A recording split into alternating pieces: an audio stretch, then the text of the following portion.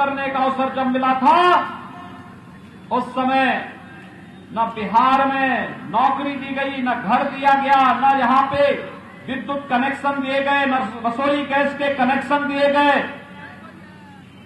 कि न किसानों के हितों के लिए कदम उठाया गया, न नौजवानों के हितों के लिए कदम उठाया गया, न महिलाओं की सुरक्षा के लिए कोई व्यवस्था की गई, बल्कि गरीबों का तो राशन खा ही गए, पशुओं के चारे को भी चट कर गए।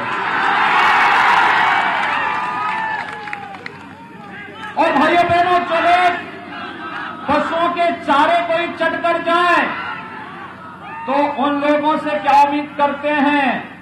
ये नक्सलवाद उन्हीं लोगों की देन थी और उन्हीं लोगों ने आज फिर से इस पूरे क्षेत्र को नक्सलवाद की चपेट में लाने की कुत्सित चेष्टाएं की जा रही हैं और उसके प्रति आपको जागरूक करने के लिए मैं आज उत्तर प्रदेश से विशेष रूप से आया हूं।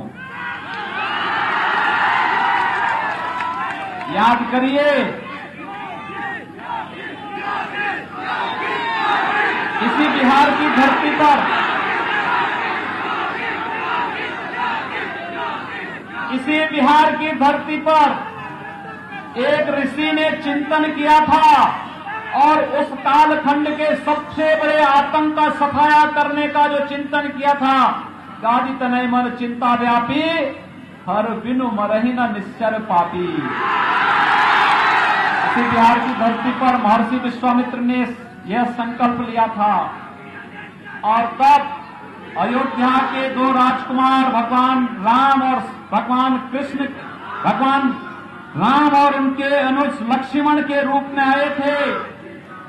ताड़का, मारीच और सुबाहु, यानी ताड़का और सुबाहु को मार करके और मारीच को कई योजन दूर फेंक करके उन्होंने आतंक का सफाया इस धरती से प्रारंभ किया था।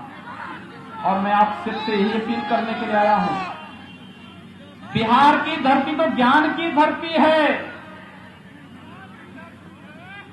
पूरे देश और दुनिया को ज्ञान बांटने वाली बिहार की धरती,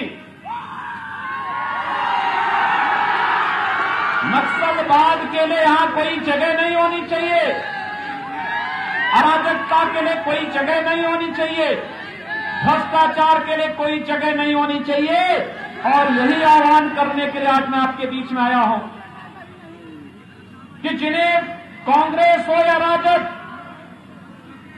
इन्हें पूरे बिहार के अंदर और देश के अंदर शासन करने का भरपूर अवसर मिला था, लेकिन भाइयों बहनों, इन्होंने, यही अंतर है भारतीय जनता पार्टी और सहयोगी दलों में और कांग्रेस और उसके सहयोगी दलों में अंतर यही है, उनके लिए परिवार ही पार्टी है और पार्टी ही देश है, और हमारे लिए यह देश ही परिवार है।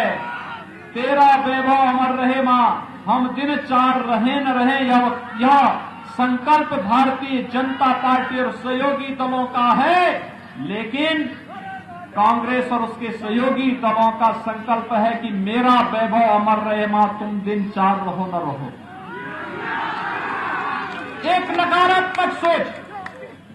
याद करिए, जब 2014 में प्रधानमंत्री के रूप में मोदी जी देश के अंदर आए थे, हमारे नागरिकों को और जवानों को निशाना नहीं बना सकता से मालूम है, इससे पहले कि उसकी कुत्सित मंशा किसी नागरिक और किसी जवान को निशाना बनाएगी, भारत के बहादुर जवान उसका काम तमाम कर देंगे। पाकिस्तान के प्रधानमंत्री भीगी बिल्ली बनकर के दुनिया के अंदर भाग रहे हैं,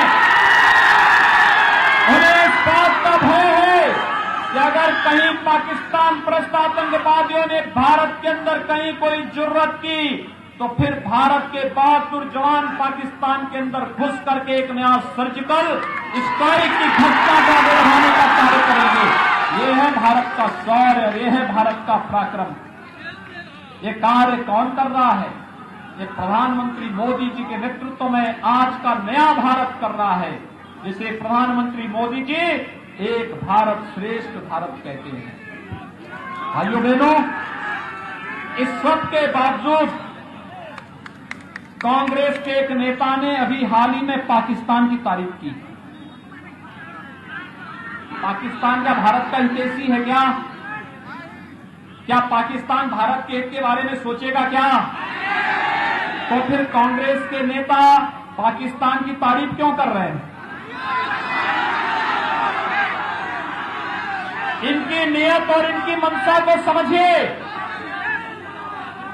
देश के बारे में कितना इनके मन में खोट है, आप इसी से अंदाजा लगा सकते हैं। और इसलिए भाइयों बहनों, हमने कश्मीर में भी धारा 370 को समाप्त करके आतंकवाद को सदैव के लिए समाप्त किया।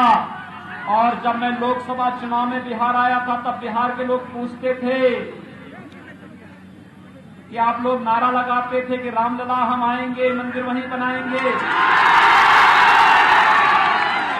तब बिहार के लोग पूछते थे मुझसे, क्या तारीख भी बताएंगे?